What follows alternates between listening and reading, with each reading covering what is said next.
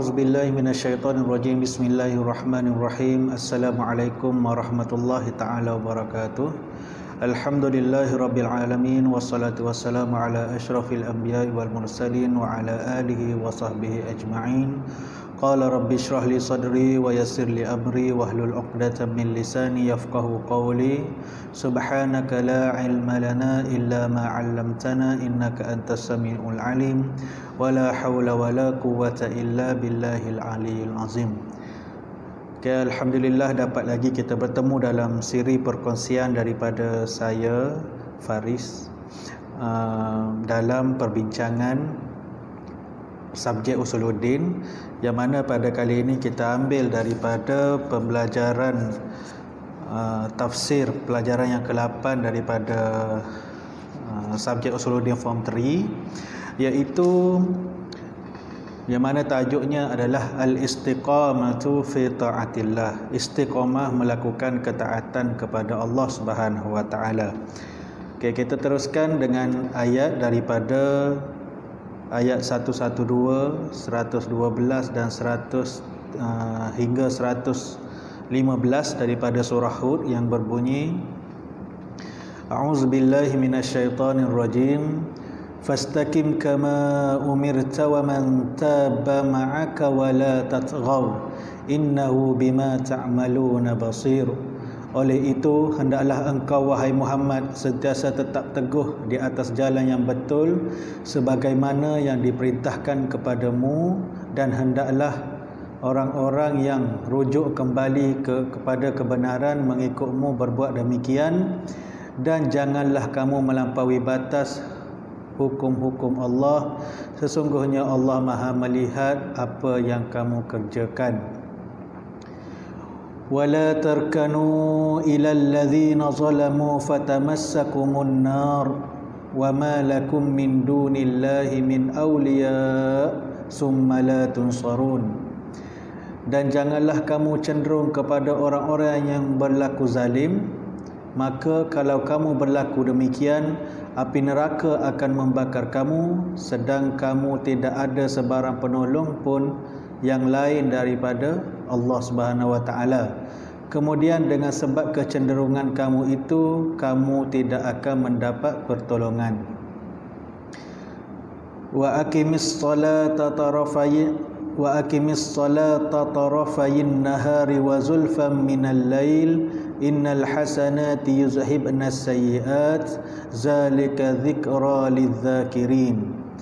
Dan dirikanlah sembahyang wahai Muhammad, engkau dan umatmu, dan daripada dua bahagian, pagi dan petang, dan pada waktu yang berhampiran dengannya dari waktu malam. Sesungguhnya amal-amal kebaikan, terutamanya sembahyang itu, menghapuskan kejahatan. Perintah-perintah Allah yang demikian adalah sebagai peringatan bagi orang-orang yang mahu beringat. Wasbir fa innallaha la yudhi'u ajral muhsinin. Dan sabarlah wahai Muhammad, engkau dan umatmu dalam mengerjakan suruhan Allah, kerana sesungguhnya Allah tidak akan menghilangkan pahala orang-orang yang berbuat demikian. Okey, seterusnya kita tengok kepada ma'anil kalimat. Okey, perkataan seerti yang dapat kita ambil daripada ayat tadi. Yang pertama, wala tatghaw, maksudnya wala tatajawazu hududallah, melampaui batas hukum Allah. Yang kedua, wala tarkanu wala tamilu, jangan menyokong. Yang ketiga, fatamassakumu fatusibakum, menimpa kamu. Wa zulfan wa qurban, iaitu dekat. Okey, dan seterusnya kita tengok syarahul ayat. Apa yang diketengahkan dalam ayat ni, huraian bagi ayat ni adalah amarallahu wa rasuluhu wal mu'minin bis sabati wad dawami alal istiqamah. Allah Subhanahu wa taala menyuruh Rasul dan orang-orang yang beriman dengan Rasul supaya beriman bersungguh-sungguh dan istiqamah dalam melakukan ibadah. Yang kedua, tahziru anisyirki billah wal amru bi iqamatis shalah al-mafruḍah. Yang kedua, dalam ayat ni juga, ayat-ayat yang kita dengar tadi tu, dikata amaran agar tidak mensyirikkan Allah. Ada amaran agar tidak mensyirikkan Allah Subhanahu Wa Taala, dan suruhan untuk melaksanakan solat yang difardukan. Dan dalam ayat yang ke berapa tadi?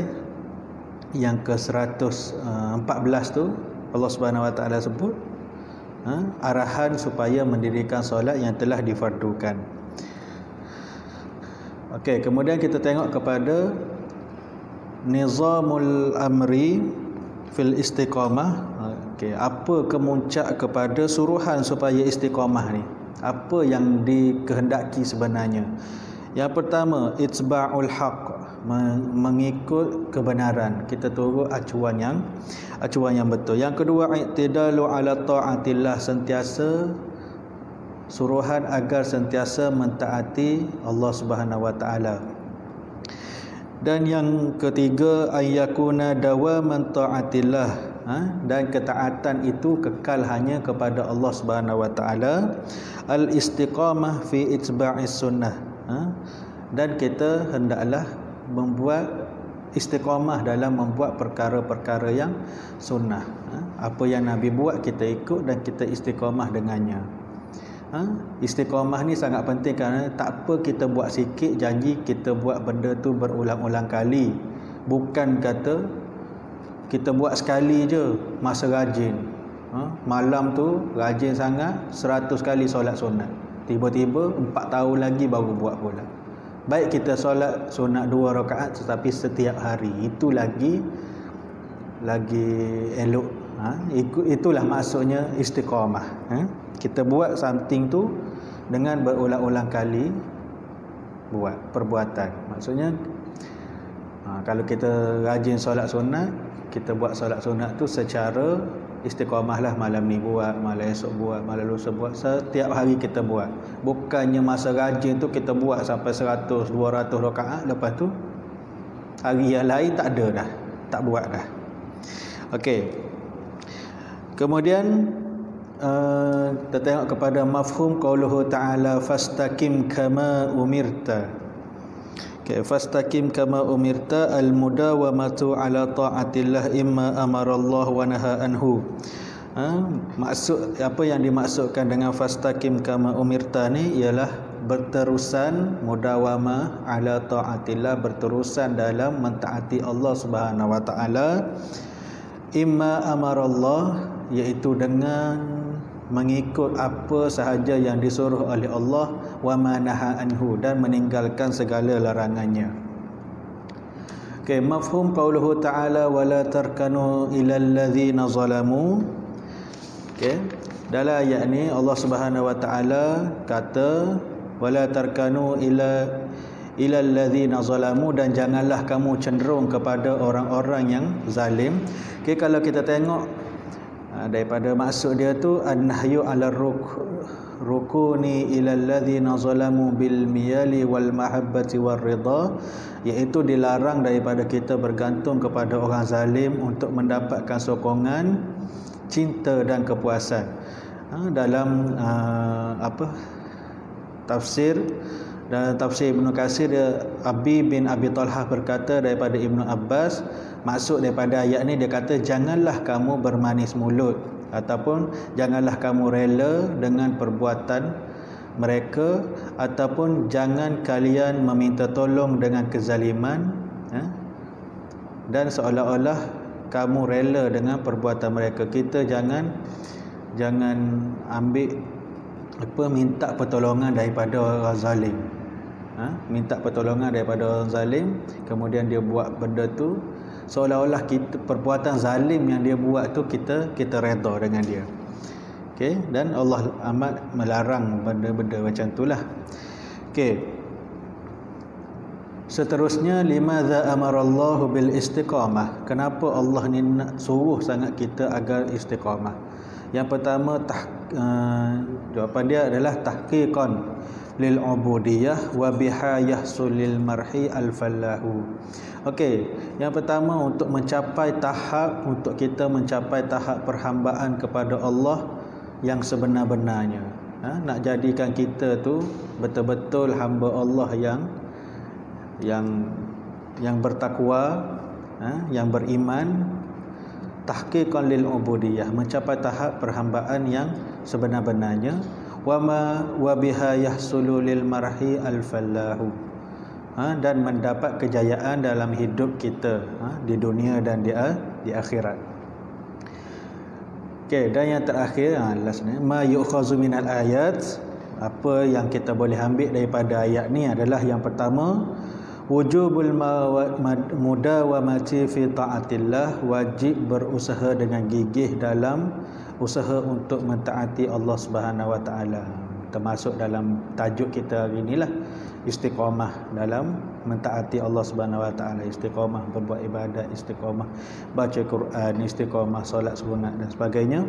Okay, yang kedua, an-nahyu anit taghyan, larangan kepada berlaku zalim, jangan membuat kezaliman dan jangan menyokong orang yang zalim. Okey, saya rasa setakat itu saja perkongsian daripada saya pada kali ini. InsyaAllah kita akan bertemu lagi di tajuk-tajuk yang lain di hari kemudian. Dan kalau katalah penyampaian saya ni, apa yang saya kongsikan ni bermanfaat, jangan lupa untuk subscribe channel saya ni untuk video-video yang seterusnya, dan insyaAllah saya akan teruskan. Okay, wallahu a'lam bissawab. Assalamualaikum warahmatullahi taala wabarakatuh.